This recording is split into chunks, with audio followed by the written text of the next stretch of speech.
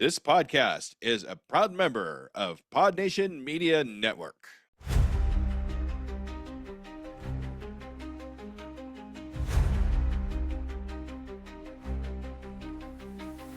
Flicker of reels, the shadows crawl. Curtains rise, a ghostly sprawl. The frames are whispers, the stories call.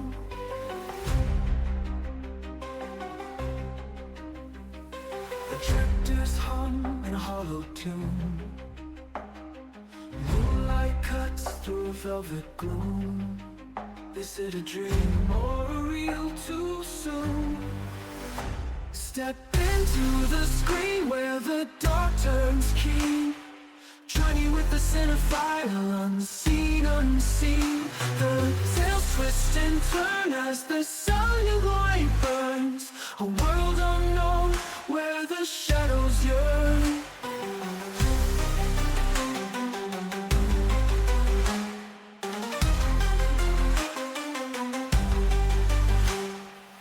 Hello and welcome, listeners, to Journey with a Cinephile, a horror movie podcast, where we take a deep dive into the world of horror cinema, from the eerie classics to the latest spine-chilling releases. Join me as I explore the history, themes, and artistry of horror one film at a time. Whether you're a seasoned horror fan or just stepping into the shadows, this journey is for you. So dim the lights, embrace the fear, and let's talk horror. And let's do that in episode 342. I'm your tour guide of David Garrett Jr., recorded out of Columbus, Ohio. So for this episode here for you is going to be my Scouring Through the Sixes number 5, fifth time of doing this. So the double feature here is going to be The Man Who Lived Again. Now it goes by the original title as well as The Man Who Changed His Mind. This is from 1936, and I'm pairing this up with Obsession from 2025. So this one I actually got to see at the Gateway Film Center as an early screening, so I've been sitting on this review for a little bit, but this is an identity theft double feature, having themes of losing oneself against your will. So then for mini reviews, I have KPop Demon Hunters. This is from 2025. I've actually watched that twice this week because of my daughter. But then we have Poltergeist 2, The Other Side. This is my Scouring Through the Sixes rewatch from 1986. And then I have a couple screeners of Nesting and Diabolic. And then my 2026 wide release rewatch for the week is going to be Whistle. Plus I have a documentary of Momo, the Missouri Monster. This is another of those small town monsters Seth Breedlove documentaries. So I don't think there's anything else I need to do here for this intro outside of saying thank you so much for listening, and I hope you enjoy coming on this journey with me. Hey, I'm Kevin. And I'm Jay from the KJNA podcast. Join us each week where we discuss comics, movies, anime, video games, and current events. Basically anything to make you laugh and have a good time with all the tangents. You can find us on Twitter, X, Facebook, Instagram, Threads, Patreon, and all the things at KJNA Podcast. Gonna need you to take it down a notch, about 20% there, Kevin. And if you get that reference, you can be our friend. Are you tired of the coffee crash? Still jitter an hour after your morning cup of coffee? Listen, I used to drink 5, 6, 7 cups a day to just keep going. The anxiety, the stomach pains, the afternoon crash, it was brutal. Then I discovered Rise Coffee, and everything changed. Rise has less than half the caffeine as regular coffee, but here's the magic. It contains 6 organic mushrooms, including cordyceps, lion's mane, and others that naturally sustain your energy without the jitters or crash. We're talking sharper focus, immune support, better gut health, and calm, sustained energy that lasts all day. Plus, it's organic, vegan, and has 0 added sugars. Unlike other mushroom coffees, Rise is USA grown in California. A full spectrum of mushrooms per serving that actually works. Here at Pod Nation, we only partner with brands we actually believe in, and Rise Coffee is the real deal. Head to risesuperfoods.com and use promo code PODNA15 for 15% off your order. That's PODNA 15 for 15% off. Ditch the crash, fuel your day the right way with Rise Coffee. And for my first mini review here, I'm going to go a little bit light with this one because it's one this is my third time watching it, but it's the second time covering. It's going to be K-Pop Demon Hunters. This is from 2025, directed by Chris Applehans and Maggie Kang. And this was written between Danya Jimenez, Hannah McMecken, Kang, and Applehans. So this is starred in Arden Cho, Mei Hong, and Ji Young Yu. So there's a lot of genres here. We have computer animation, concert, pop musical, superhero, supernatural fantasy, action, adventure, comedy, family, and I consider this to be a little bit of horror in there as well. So the country of origin is the United States and Canada, and the synopsis: a world-renowned K-pop girl group balances their lives in the spotlight with their secret identities as demon hunters. So if you'd like to hear the previous episode, it's going to be mini review number 322. So I actually watched this one. My daughter saw me doing some stuff for reviews and then asked if she could watch it, and since then she hears the music all the time in her daycare, and then just it seems to be still everywhere. So we end up watching it, I think, like a few days after I had originally watched this, and then now I'm coming back to it a third time because of her. So for the ratings here, IMDb has this as a 7.4, Letterboxd is 3.5, and let's kind of jump into what I like about this one. So the lore and modernized mythology. So we have musical warfare here. The film ingeniously adapts the trope of an ancient order of warriors by making music their primary weapon. The hunters use songs to strengthen a barrier keep in the demon lord Gui Ma in the underworld, and he is going to be voiced by Lee Byung-hun. And then this whole thing they're trying to do is, that barrier is what they're trying to strengthen. Now, this evil demon in the underworld has sent up these people, this boy K-pop group of the Sanja Boys. So in a clever twist, the villains manifest as a rival boy band that uses catchy music to corrupt humans and weaken the barrier, playing on the idea of music as a powerful, potentially manipulative force. And what I actually love there is they're symbolic villains as well. So the Sanja Boys use a lion logo, and their motto is Join the Pride, a double entendre that references that the animal, that's what you would call a group of them, as well as like pride being a deadly sin. So we have some character depth and thematic weight that comes with us. We have internalized conflict. Our main character here of Rumi, portrayed or is voiced by Arden Cho, serves as an emotional core grappling with the secret that she is part demon. Her struggle represents internalized shame and the necessity of self-acceptance, but we also have generational trauma that comes with it. The pressure on Rumi to hide her nature, instilled by her mentor Celine, highlights themes of like intergenerational trauma and the weight of traditional duties. Group dynamics as well. The trio is rounded out by Zoe, a rapper with low self-esteem, and then Mira, who had a rough upbringing that has made her emotionally distant. So production and technical highlights here, the visual flair. While I have my reservations for this animation style, I actually think that this is crisp and a feast for the eyes, particularly in 4K. We also have some anime influences here. This leverages the medium for the over-the-top facial expressions and high-octane action sequences that might be difficult to replicate in live action. Musical talent. Despite not being a K-pop fan per se, I am deeply impressed by the singing voices of our cast. The performances are just genuinely catchy and high quality. Some concluding thoughts. So this has a horror light appeal. While it stretches that label, the demon hunting theme makes it at least a solid entry for fans of supernatural action. There's also a universal appeal. I have noted that this is a success for me as like a family movie. The visuals and music captivate younger audiences while offering, thematic depth for the adults that are watching this with them. So yeah, I would say here that K-Pop Demon Hunters, I've actually come up on my rating this time around as I now give this an 8.5 out of 10 and would recommend it. And for my second review is going to be Poltergeist 2, The Other Side. This is from 1986, directed by Brian Gibson. This was written between Mark Victor and Michael Grias. Can anybody say it? Grias? I'm probably mispronouncing your name, but I apologize. So this stars Jo Beth Williams, Craig T. Nelson, and Heather O'Rourke. This is a body folk supernatural horror film that is from the United States. It is currently sitting on a 5.7 on IMDb and a 2.7 on Letterboxd, or synopsis being. The Freeling family has a new house, but their troubles with supernatural forces don't seem to be. So this is one that I originally only saw parts of on television growing up. I have a similar experience with the previous installment as well, but it took me until college when I picked this up on DVD to actually watch this all the way through.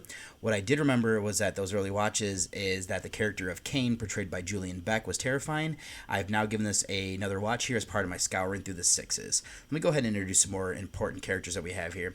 So we have Diane Freeling, portrayed by Williams, and then we have her husband Steve, portrayed by Nelson, their daughter Carol Ann, portrayed by O'Rourke, and then there is Robbie, who is portrayed by Oliver Robbins, and then we also have Tangina Barons coming back here, Zelda Rubinstein, and then Taylor is coming into this one here, who is Will Sampson.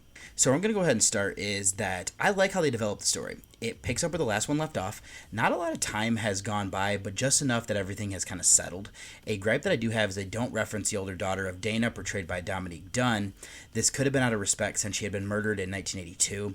This isn't something that I'm going to hold against the film. I just found it kind of interesting that they didn't at least say a line, but I'm going to go ahead and leave that there, and they probably just wanted to show some respect. Let's then delve into more of the setup. There's an interesting element here that we have Steve and Diane are battling with their insurance company. The insurance company doesn't understand what happened, so they won't pay out the policy. Steve is frustrated. Diane isn't sure what else to do now. I did like that we see the site where there's nothing there after it got sucked into the portal. The ordeal has scarred Steve, who won't even allow a TV into their house that they're staying. They've already run to, keep his family safe. That fear is something that he has to overcome when he's shown that no matter what they do, it will. Now that we have that, and let's go to what is actually following them. I actually love that they developed the backstory to help strengthen it. We have Kane, as I was saying, being portrayed by Beck, who is dying of cancer in real life at the time of making this. It makes me feel bad for how terrifying he is, but it does give him a unique look. I like the idea that he was a reverend who took his people to California, like this group of people, because he was a pastor, a minister type thing. He believed that the world was ending, so he forced them all into a cave. That perversion of religion is good, as it channels vibes of like Night of the Hunter, actually with this one scene where he approaches the house where the Freelings are staying. What they developed there was a positive. Then let's go over to an element that's hit or miss for me, and that's the character of Taylor. I think he's a solid addition. I like that he collaborates with Tangina, implying that she lacks the strength to face Kane alone. While she saved the family before, defeating him now requires a warrior. However, the heavy reliance on American Indian lore feels misplaced, stemming from this original joke by Steve in the first film. This almost contributed to like a Mandela effect regarding the first film's haunting origins. Ultimately, the rituals are less engaging and hinder the movie's pacing for me. Some people might not have that same issue, but I just think how deeply they go into some of the rituals doesn't necessarily work. Something that is a positive that is continuing to develop the family unit. Carol Ann and Robbie do feel like real siblings. They bicker and get under each other's skin, which reminds me of interactions with my sister. I also love Steve and Diane. They're cool parents in the first film, how they're frazzled and trying to figure out life post-haunting. I feel the love and care. They both need to develop in order to save their family again, so seeing that group as a positive, it also continues to add and build heart. Additional themes to include here is, Cain is a false prophet, contrasted against the film's preference for true spiritualism. Despite their history, skepticism remains, particularly for Steve, who must navigate his vulnerability as a protector with help from Grandma Jess. Finally, the film explores the preservation of the soul. While Cain persists beyond his physical death, the dead pursue Carol Ann for her angelic light. So that should be enough for the story. Let's go over to the acting performances. Our core is strong. Nelson is great as his father, who is frustrated, like I said. What elevates it even more would be that he becomes possessed and takes on elements of Cain.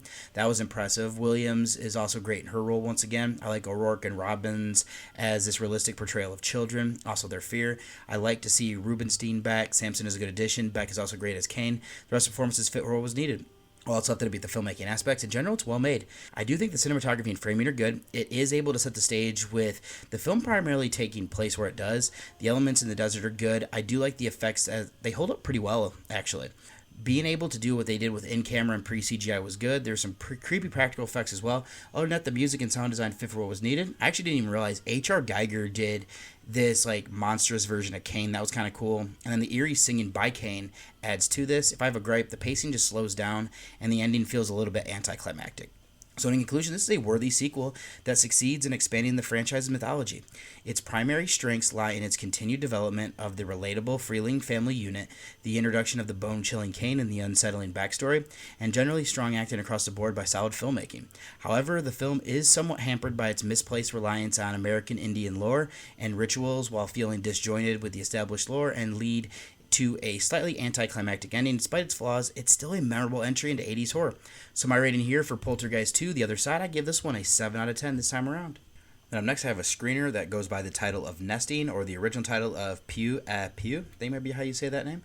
But this is from 2025, getting its wide release here this year. This is directed and written by Chloe Sickmars. This is starring Rosemarie Perot, Simon Landry Desi, and Saladin Dellers. This is a drama horror thriller film that is a co-production between Switzerland and Canada. Currently sitting on a 5.9 on IMDb and a 3.4 on Letterboxd or Snopsby. A young mother struggling with postpartum depression and insomnia becomes increasingly haunted by the traumatic death of her sister, spiraling deeper into psychological turmoil as she tries to care for her newborn. So it's a film that I learned about thanks to Lauren from Breaking Glass Pictures. A press release was sent over with the opportunity to watch a screener. I did see this was making its wide release here in the United States in 2026 after doing festival rounds last year. Other than that, I was intrigued by the title, but did come into this one blind outside of sharing what I have there in the synopsis. So, this is a film that is a character study of Penelope, portrayed by Pearl. So we're watching this, and let me give you some poignant history that is personal to me as to why I connected with this film. My wife had an emergency C-section with our daughter Mackenzie, mirroring the child in this one of Lou, who is portrayed by two different babies here, and they are both Bastien and Robin Picard. So Penelope faces severe sleep deprivation, haunted by nightmares of Charlotte, who we will come to learn is actually Penelope's sister, and Charlotte is portrayed by Marie Bellinger. And so Penelope had this child with Gaspard, portrayed by Landry Desi, and there seems to be some issues here where they're not truly connecting, and she has a failed attempt to find comfort with a former lover of Edward, who is portrayed by Dellers. And her parents only deepen her depression here by not being able to let her stay with them either. So I'm going to avoid spoilers. I'll be brief. Penelope is trapped in a cycle of insomnia, nightmares, and her requests for medical support are being ignored. The lingering stress of a robbery that she actually is a part of in the very beginning. The baby isn't sleeping, so they go to the corner store, and the corner store gets robbed while she's there. So Penelope thinks that her sister's the one that did it.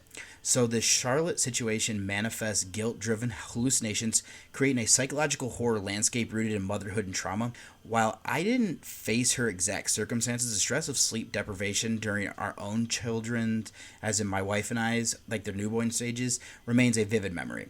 So there's a hopeless feeling that I wanted to explore. Penelope's isolation deepens when she reconnects with Edward, who offers only limited help. A heartbreaking second act revelation confirms that Charlotte was her sister.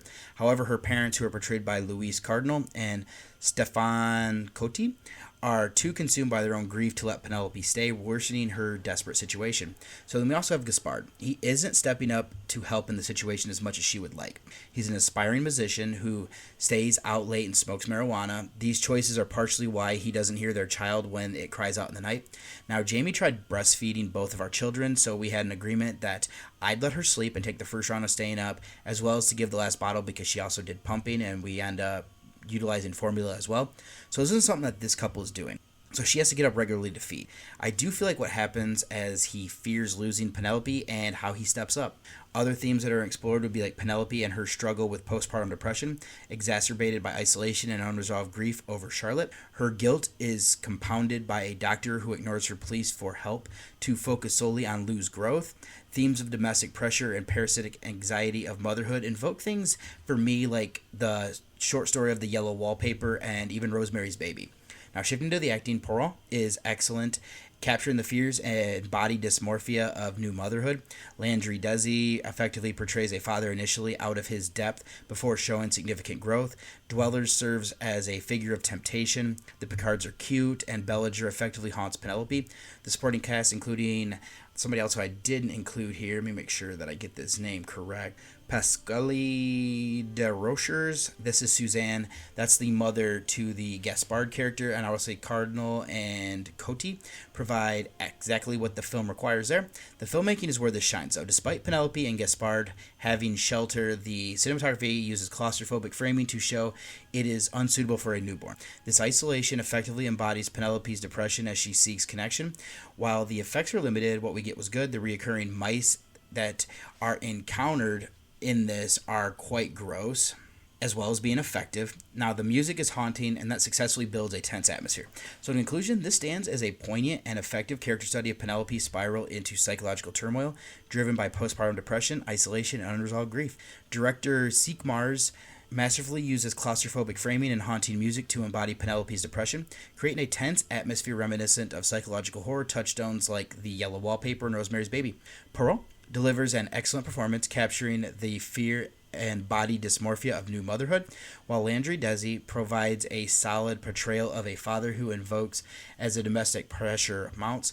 With its sharp filmmaking and profound thematic exploration of motherhood and trauma, Nesting is a powerful and memorable film. So my rating here, I might be a little bit higher than most people are, but I gave this one an 8 out of 10 and would recommend it, and this should be hitting VOD here soon.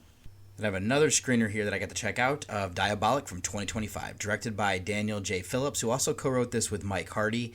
And then the story is being credited to Hardy, Taika Madsen, and Phillips as well. So this is starring John Kim, Elizabeth Cullen, and Mia Chalice. This is a supernatural witch folk horror film that is from Australia. It is currently sitting on a 5.5 on IMDb and a 2.5 on Letterboxd, with our synopsis being: a woman's hope for a miracle cure turns into a nightmare when she confronts the vengeful spirit of a cursed witch, determined to claim her as a vessel for her evil power.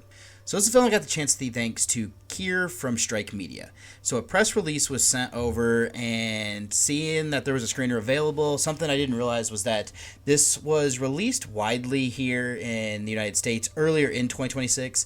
But this is an independent horror film, wide release this year, like I was saying. This does double as a Voyage to the Fives watch because of when it actually came out prior to that. But yeah, so I'm still going to go ahead and watch it here, as you can tell. So I'm going to go ahead and start would be giving a little bit more information, and let me actually kind of go ahead and run through that. So the young woman who actually escaped from this area and is trying to figure out her past is Elise, portrayed by Cullen. She's dating Adam, who's portrayed by John Kim, and then her best friend is Gwen, portrayed by Chalice, and she's actually coming along because what's happening here is that Elise is going to go back to a faith healer, and this is going to be a mother-son duo of Alma, portrayed by Genevieve Mui, and then Hiram, portrayed by Robin Goldsworthy.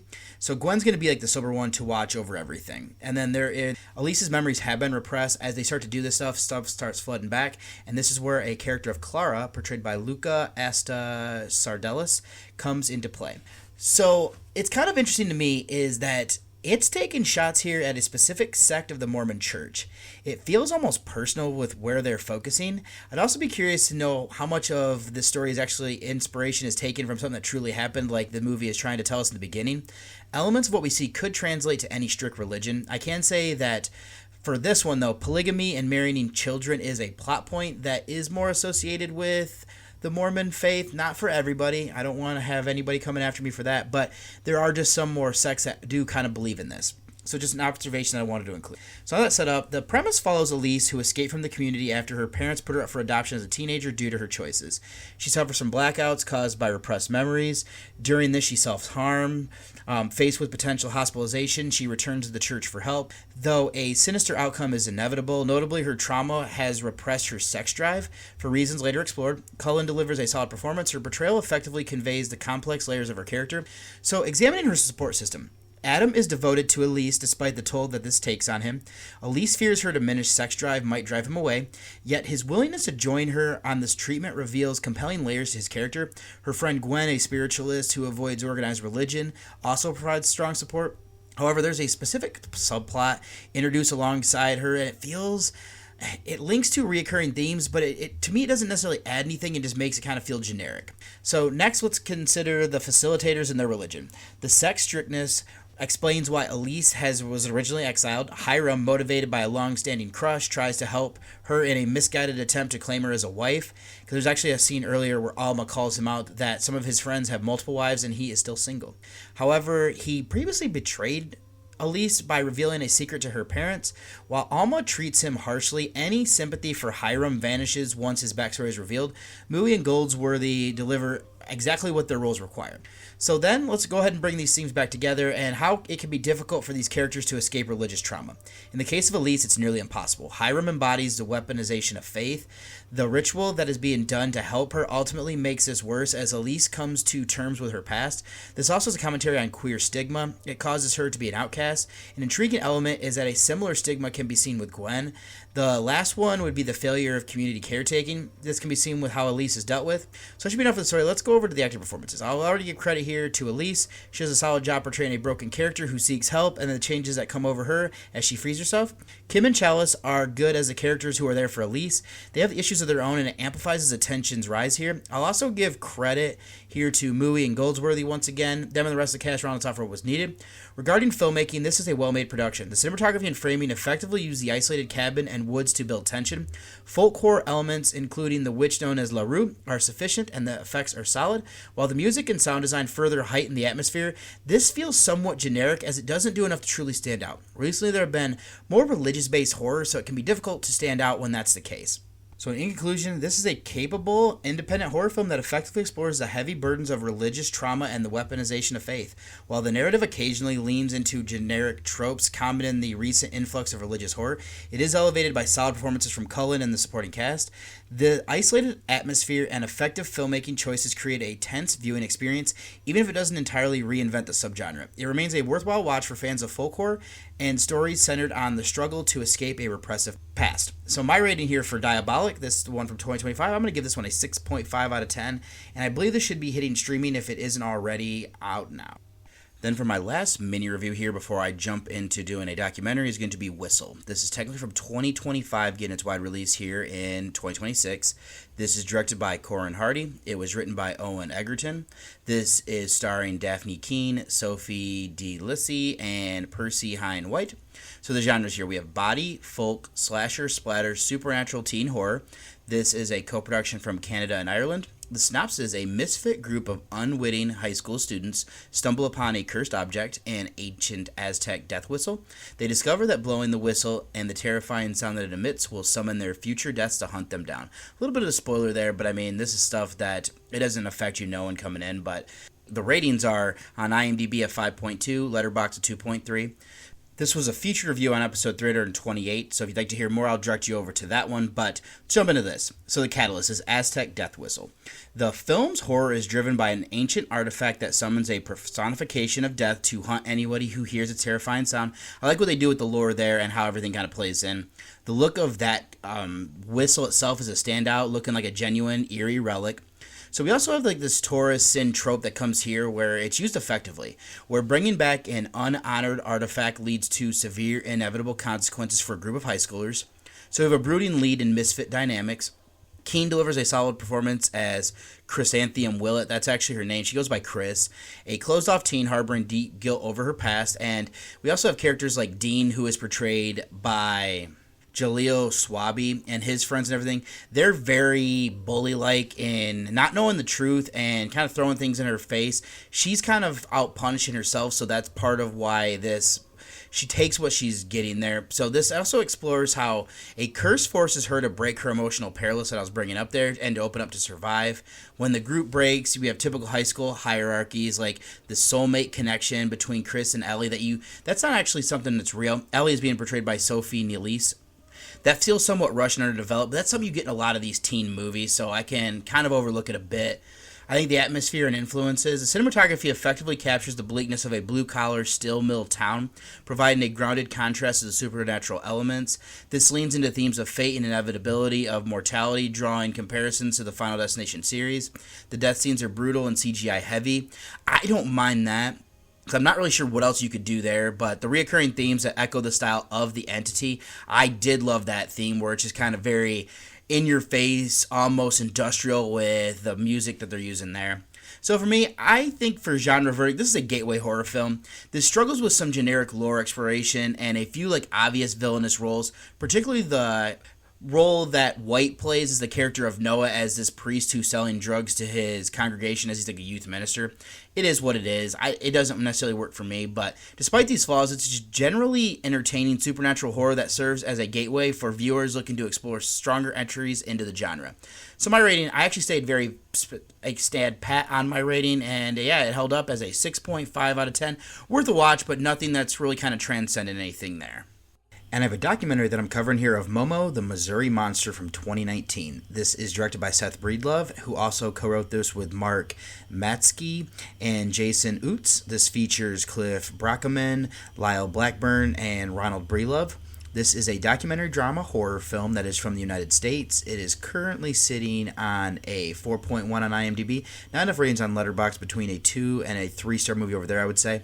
And the synopsis: the hair-covered, three-toed monstrosity has said to have prowled the forests of Star Hill near Louisiana, Missouri during the summer of 1972, where it was seen by terrified citizens for weeks. So it's a documentary that I learned about when I was looking through the filmography of Breedlove. So as a filmmaker, along with the production team of Small Town Monsters, that I really enjoy their docs on cryptids and aliens. So this one I put on late in my workday and treated like a video podcast, listening to it and looking down when something was particularly interesting. So what's intriguing here, though, about this one is that it's a little bit different from its setups from some of the other ones that I have seen. Now, we have Lyle Blackburn hosting, so he's done other ones that I've watched from this team and everything, but this one is posed, though, as it's an episode of Blackburn's Cryptid Case Files. It is covering the cryptid of Momo that was seen around the area of Star Hill, which is near Louisiana, Missouri, like the synopsis said.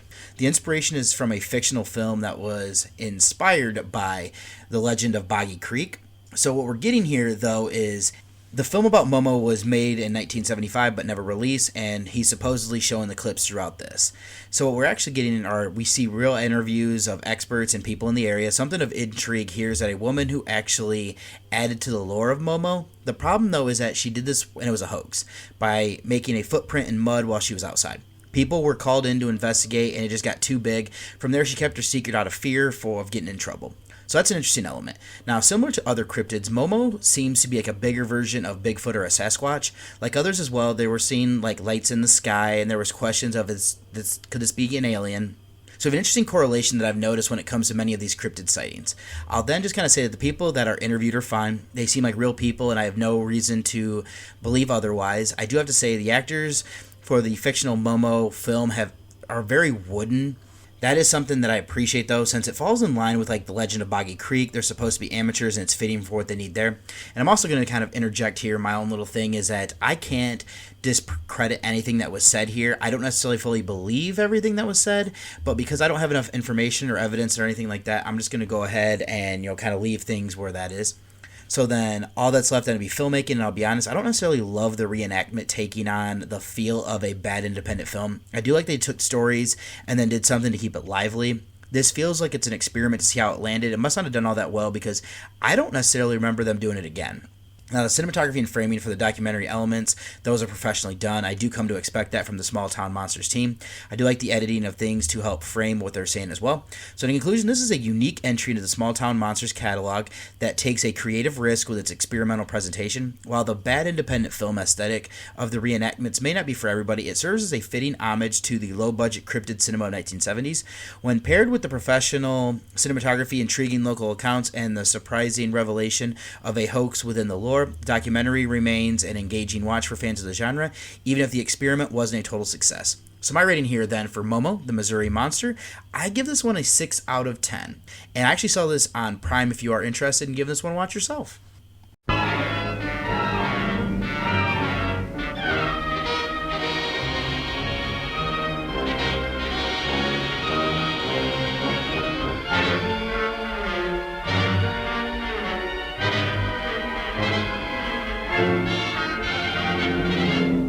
I understand. I'm old, but don't you see with this new part I needn't remain old?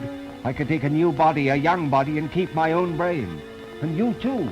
You won't always be young. When you grow old, I can give you a new body. Think of it. I offer you eternal youth, eternal loveliness. I have been able to take the mind of one chimpanzee and transfer it into the body of another.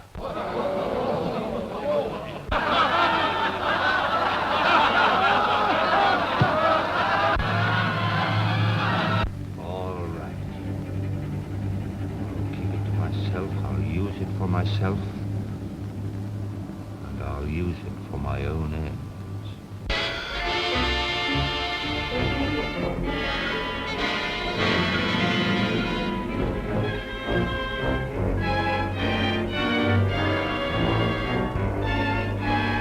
Come on, please. Where's Clayton? I'm not going to help you. But you must. Without you, it's impossible. I know. That's why I'm not going to help you. Let him change bodies with you, Clayton. Might be amusing.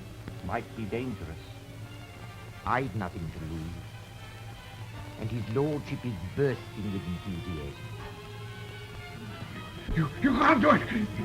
You can't do it! No further need for you. Thanks to you, the boy's on his way to the Institute. But I'll take his body and he'll take mine. The body that'll be hanged for murder.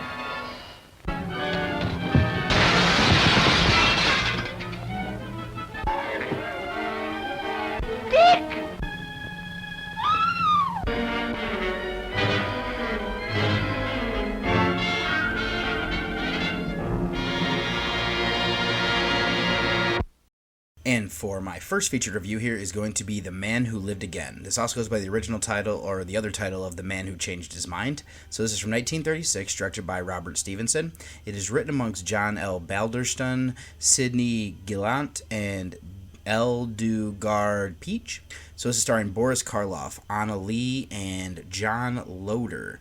We'll also have in the likes here of Frank Sellier, Donald Calthrop, Cecil Parker, Lynn Hardy, Vincent Holman, Clive Morton, Brian Powley, Charles Rolfe, and DJ Williams. So this is a dark comedy horror sci-fi film that is from the United Kingdom. It is currently sitting on a 6.6 on IMDb and a 3.3 on Letterboxd, where our synopsis being: Dr. Lawrence, a brilliant but unstable scientist experimenting with transferring minds, becomes vengeful when his magnet patron withdraws his support. So that Dr. Lawrence is going to be portrayed by Karloff. So this is a film that I learned about when compiling my list of horror films from 1936. So what was intriguing was seeing that this was featuring Karloff, as it gave me another film from his filmography to tick off my list. Other than knowing that information, I did come into this one blind. The only other additional information was that the alternate title of The Man Who Changed His Mind, which that actually makes a whole lot of sense when you kind of get into the thick of things here. So then, let's do some featured notes. So, and start with our director of Stevenson. He has an interesting career. This is the first of his works that I've seen, but he did a lot of Disney and children's films like Mary Poppins, Bedknobs and Broomsticks, and Old Yeller. Total, he did 49 features in one short. First of his that I've seen, only one he's done in horror. Moving to our writer room, I'm going to start with a familiar name of Balderston. I've seen 7 of his 21 works for 33%. Not horror would be Last of the Mohicans, where he did an early screenplay there. So the one that I've seen in the present actually is a more modern adaptation for the 90s, but I mean, it's still a period piece. So in genre, he did 5. I've seen them all now. These are The Bride of Frankenstein, The Mummy from 1932, Mad Love, Mark of the Vampire, and now this. Then a co-writer here of Gillian. He did this for 40 motion pictures in one short. I've now seen 3. Not horror would be The Lady Vanishes and Jamaica Inn. I think both of those are Alfred Hitchcock films. Has 2 in horror, with the other one being The Ghost Train from 1931, which I believe this is considered to be lost. Lastly is Peach, who wrote 14 movies. This is the first of theirs that I've seen, only work in horror. Then let's take another look here at the great Karloff once more. Update is that I'm at 44 of his 217 features for 20%. Also has done 27 shorts. In horror, I'm now at 42 of 80 for 52%. The top 3 that I'm missing are The Raven, The Terror, and The Crimson Altar. Then his co-star of Lee, who has been in 63 films, I've seen 3. Everything that I've seen is in genre. I have seen Whatever Happened to Baby Jane, Flesh and Fantasy, and now this. I have not seen Picture Mommy Dead or The Beasts on the Streets. Now, let's look at Loder. He has been in 88 motion pictures in one short. I've seen 3. Not horror is Hitchcock's Sabotage and has 7 in genre. I've seen this in The Mysterious Doctor. The top 3 that I'm missing are All Rain or A Daughter of Destiny, A Game of Death, and Woman Who Came Back. I also want to give credit here to Calthrop. He's been in 50 movies and 5 shorts. I've seen his Hitchcock works of Blackmail, Murder, and Number 17.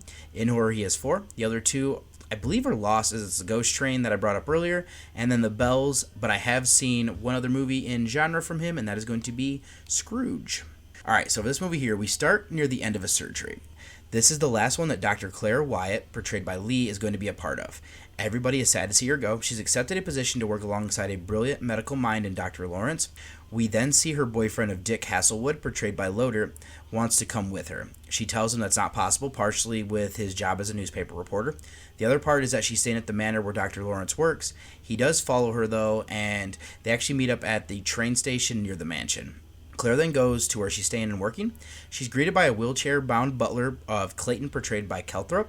Life has dealt him a raw hand, and it's reflected in his personality. He doesn't get along well with Claire. He does get along well with Dr. Lawrence, though, and he is more excited to meet and have Claire aiding him in his research. Later that night, Claire hears something hitting her window. It is Dick, and she tells him to leave. He does know more about Dr. Lawrence and the rumors about what he's doing. Dick writes an article about Dr. Lawrence, about what he's kind of doing in his manor. The people at the hotel tell him that it's not going to matter too much, but because he doesn't get the paper up there, he's also alerted that the paper isn't delivered, as I was saying, so he'll never know. This sparks Dick to take a copy to Claire. She does learn the truth of what Dr. Lawrence is doing, He's able to transfer the mind of a trained chimpanzee to another one that's unruly. It is a success, and this shocks Claire, and even more so that he wants to test this out on humans. She tries to prevent this. Now, something of interest is that Lord Hasselwood, who's portrayed by Cellier, is the owner of the newspaper that his son works at. He is a philanthropist and always is looking for new ways that he can help science. He calls his son and asks to make an introduction to Dr. Lawrence. Dick has a tiptoe around the fact that they've never met. Lord Hasselwood does come to the town and pays a visit to the manor. He then pitches his offer to the standoffish Dr. Lawrence. He wants to fund the research. Dr. Lawrence doesn't understand at first. He believes that Hasselwood is here to buy out what he's doing. Claire steps in to ensure that he understands. Lord Hasselwood wants to provide him with a state-of-the-art laboratory and provide him with the resources for his research. Clayton warns him off of this as a bad idea. What Dr. Lawrence doesn't realize is that due in part to accepting this offer, Lord Hasselwood advertises what he's been doing. He also wants him to present his findings before the research is complete. When the scientists try to, relay what he's doing in his progress, he's mocked by the scientific community. This sparks anger with him and pushes a drastic change and decision that will change the lives of everybody involved. So that's to leave my recap and actually the characters. Where I want to start would be a critique that a notable strength of this film's surprisingly mean-spirited nature for its time. Its darker elements are impressive, likely permitted only because the characters actually face consequences.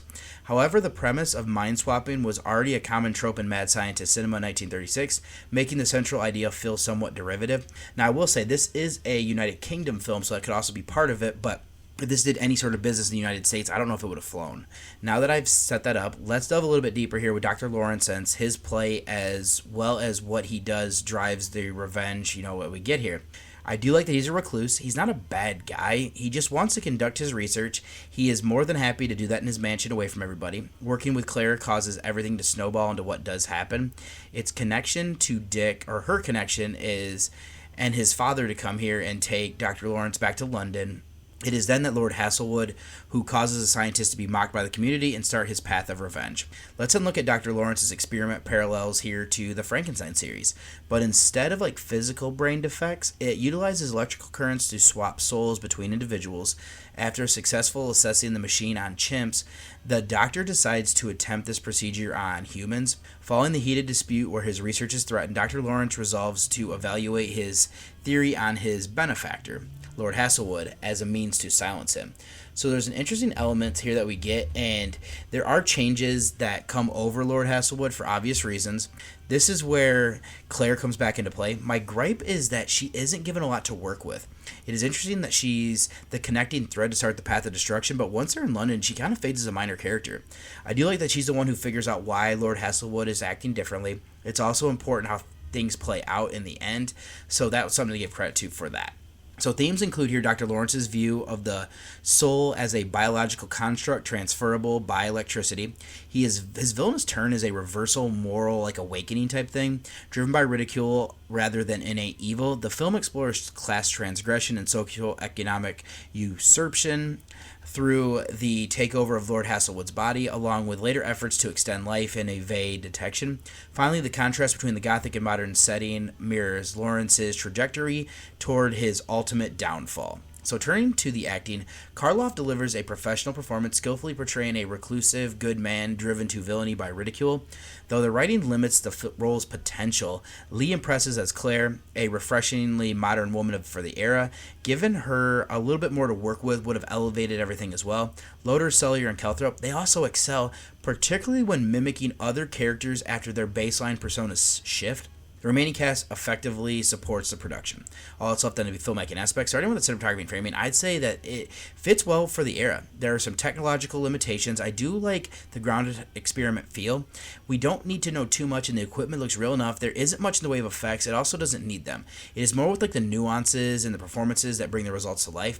I'd say the sound design fits for what was needed, and the music didn't necessarily stand out, but I don't necessarily know if it needs to beyond that. So there's just a couple pieces of trivia here that I was going to share. Is at the time that this was made, Anna Lee was the wife of its director Stevenson. They were married for more than 9 years, from December 6, 1934 until March 9, 1944.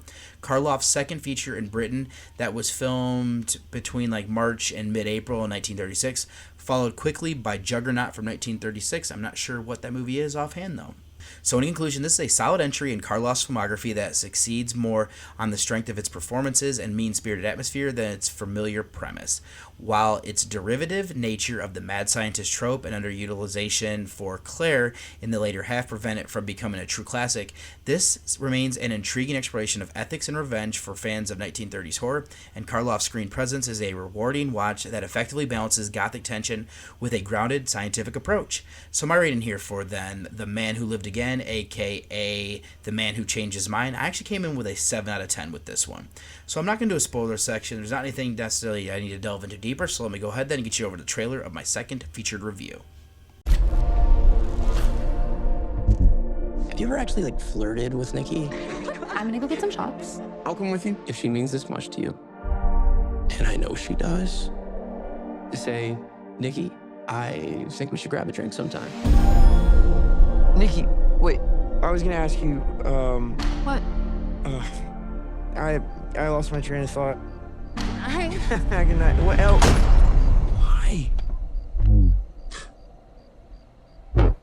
One wish, Willow. You only get one wish. I wish Nikki Freeman loved me more than anyone in the entire world.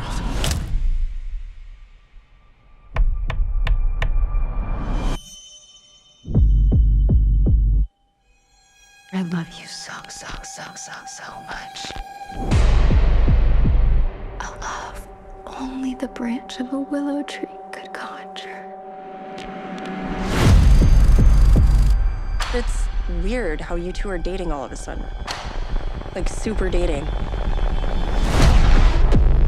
I think Nikki is going through something. Like what? Is she okay? No. Jeez, what kind of spells you put on her?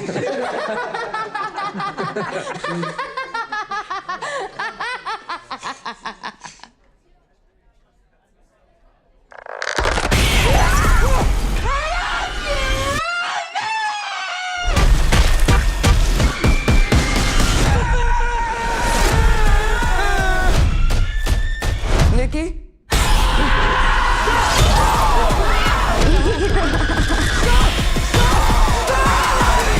I love you. I love you. I love you! I love you! I was calling to see if there's a way I can cancel a wish. I'm sorry, we don't really do that. So she's just stuck like this forever? Well, yeah, as long as you live. As long as I live? And for my second featured review is going to be Obsession. This is from 2025, getting its wide release here in 2026. Written and directed by Curry Barker. This is starring Michael Johnston, Indy Navarrete, and Cooper Tomlinson, while also featuring here the likes of Megan Lawless, Andy Richter, Haley Fitzgerald, Darren Tunder, Anthony Pavone, Justice, Anthony Casabianca, Chloe Breen, Malcolm Kellner, Charles Santa Cruz, Alex Mistrike, Mariana Silva, Kyle Blumenthal, Jorge Luquin, and Jose Herrera. So this is a folk monster psychological supernatural comedy horror thriller film that is from the United States. This is currently sitting on a 7.9 on IMDb and a 4.1 on Letterboxd, or synopsis being. After breaking the mysterious one-wish Willow to win his crush's heart, a hopeless romantic finds himself getting exactly what he asked for, but soon discovers that some desires come at a dark and sinister price. So this is a film that I was intrigued to check out. Now, I don't watch trailers, but seeing this was a Blumhouse film made me pause. This is my introduction to Barker. I knew the buzz for his film on YouTube, Milk and Cereal. I haven't seen that one as of yet, but I know it's one that is on my list that at some point I'm going to try to go back and check out, but here we are. And I know it made some end of year list, so that's also a part of the reason why it made my list of things to see. I was able to catch this as an early showing at the Gateway Film Center thanks to Focus, Fright Club Podcast, and Nightmares Film Festival. So this is a Voyage to the Fives watch as well as my 2026 horror list due to its wide release. So let's start with some featured notes. And we're going to do our director here of Barker. He has done this role for 4 features and 4 shorts. Now, only 2 of the things that he's done are released, so it's this and Milk and Cereal. He is attached as well to Anything But Ghosts, as well as a new Texas Chainsaw Massacre film. I've only ever seen this one, though. So we have 3 assistant directors. First is going to be Grayson Alamango Shapiro. This is their first film in this role. The same for Ricardo Padilla. Now, Arnav Shah, also the same thing here. First time in this type of role. So then to our writer, Barker. He has the same credits for everything that he wrote, is the same thing that he directed. Moving to our cast, I'm going to start with Johnston. He has done 6 motion pictures, first of his that I've seen, only one in genre. He has one other one, actually, now I'm looking at it, is Bornless Ones. Now the co-star here of Navarrete, she has been in 4 movies and 3 shorts. First of hers that I've seen, once again, first in genre. Next is going to be Tomlinson. He looks to have worked with our director regularly. He has been in 8 features and 4 shorts. He was also in Milk and Cereal, as well as Anything But Ghosts. This is the first of his works, though, that I have seen. Alright, so for this one here, we're following Baron. He goes by the nickname of Bear, and he's portrayed by Johnston. We see him pouring his heart out to a girl, and this turns out to be preparing him. Watching on is his best friend Ian, portrayed by Tomlinson, so he's embarrassed by the things that Bear has said and tells him not to say any of it. The girl that he's been wanting to pour his heart out to is Nikki Freeman, portrayed by Navarrete. This trio works together at a music store. So Bear comes home to make a grisly discovery. His cat got into food and medication, killing it. It takes some time to clean everything up, and he's exhausted by the end. Bear is going to just go to sleep when he gets a phone call. It's Nikki. She is asking if he's going to come to trivia, and he declines. She states that she has something important to tell him, which excites him. It isn't what he thinks, though. She's putting her 2 weeks in at work. This pushes him to come out that night. Now, before they get off the phone, Bear heard her drop her necklace into a drain. He gets the idea of going to a shop that sells things like this. While looking at the selection of crystals, something catches his eye. There's an item that is called One Wish Willow. Something that hasn't been brought up is that this film actually kicks off with an infomercial about this item.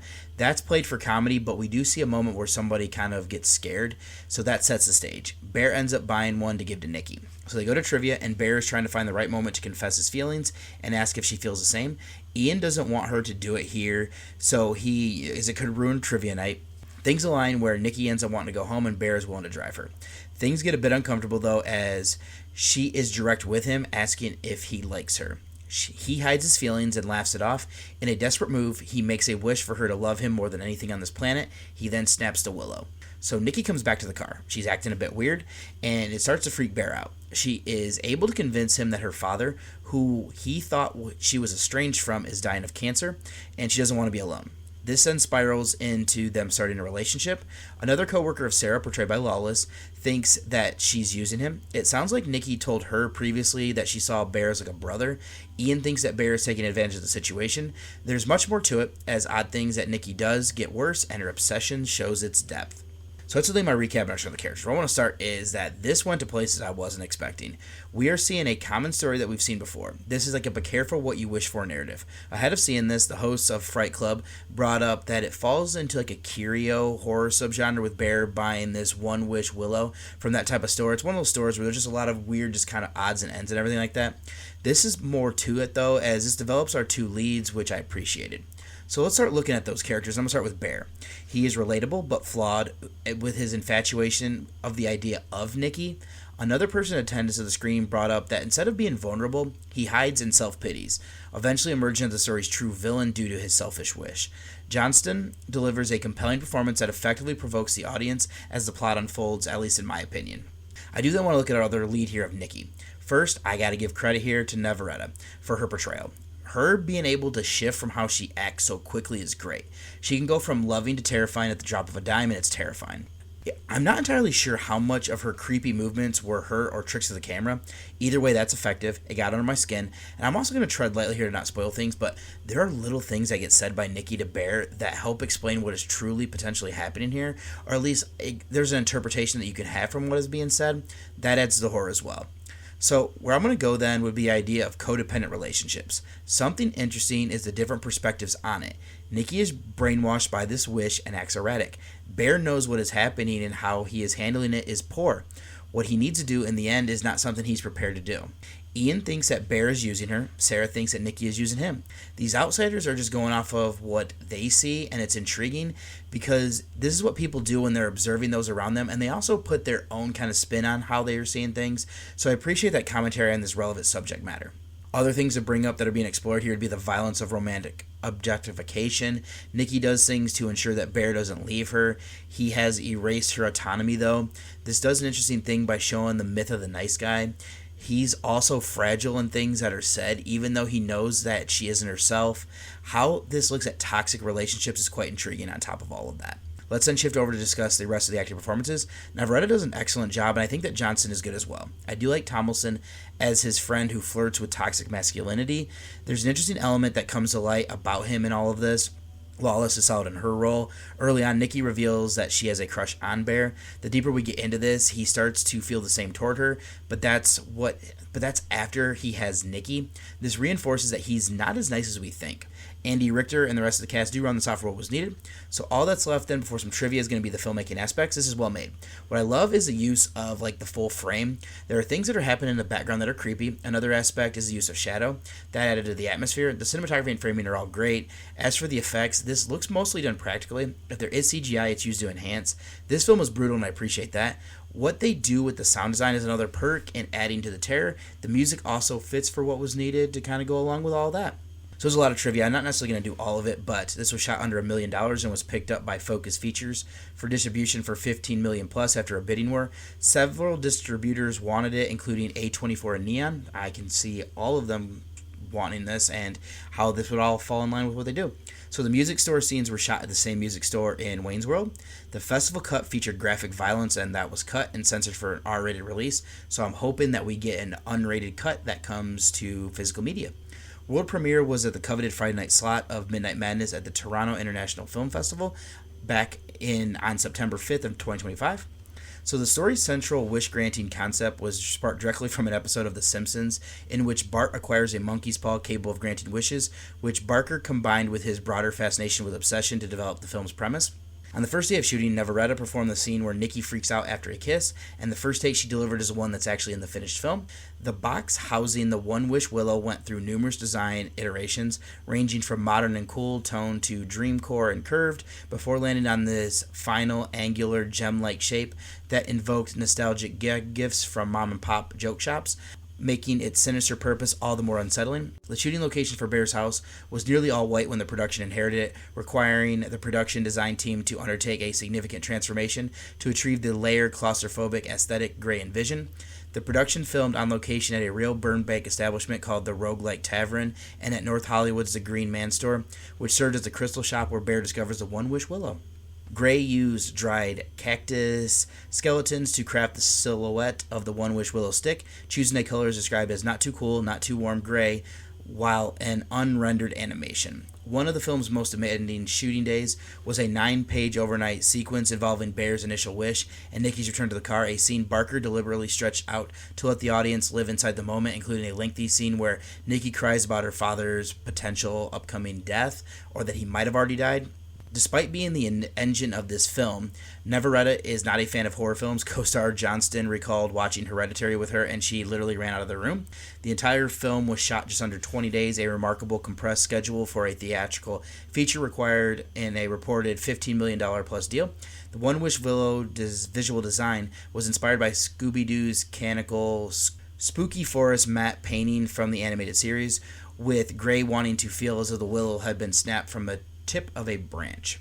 Gray deliberately subverted typical horror genre conventions for the grandmother's home setting, rejecting that she described as a genre's tendency towards cabin-leaning or Victorian aesthetic in favor of something more grounded and personal, drawing on references including 70s faux stucco murals, potted plastic palm trees, valance over valance wallpapers, and animal print upholstered armchairs. So the box design was developed several months before most of the crew had been brought into the project, with Barker and graphic designer Amy Vega collaborating on the earliest stages of pre-production. Barker's previous film, which helped him secure this, was produced for just $800 and released on YouTube, where it became a sensation virally. Composer here, Rock Burwell's score for Obsession marks his debut as a feature film composer. His creative partner with Barker grew out of a mutual music project in LA, and the two developed the atmospheric synth-driven score as a close collaboration through production. Jason Blum gave some assessments here of Barker that was quite impressive, seeming like he has, been doing this his whole career. There's been a lot of them that I was so let's just kind of end it there and just say that in conclusion, this succeeds by taking a familiar be careful what you wish for concept and using it to deliver intriguing commentary on codependent relationships, romantic objectification, and the myth of the nice guy. Johnston is compelling as Bear, the infatuated and flawed protagonist who ultimately emerges as the story's true villain due to the selfish wish. Matching this is Navarreta's terrifying performance as Nikki. I praise her for her ability to shift from loving to frightening. The film's overall quality is high, utilizing great cinematography, effective use of the full frame, and shadows to enhance the atmosphere, and mostly practical effects for a brutal horror experience that is further elevated by strong sound design. So my rating here, I actually am coming in for Obsession, a 9 out of 10, so the highest rating I can do for a first-time watch of like a newer film. So I'm not going to do a spoiler section, this is so new and everything like that, but I do look forward to giving this one a rewatch, and what I'm going to go ahead and do is get you over to one last break before I close out the show. Listen, here's the truth. If it's not something you love to do, automation is mandatory. You didn't start your podcast to spend hours editing clips. You started it to create, connect, and grow your audience. But here's the problem.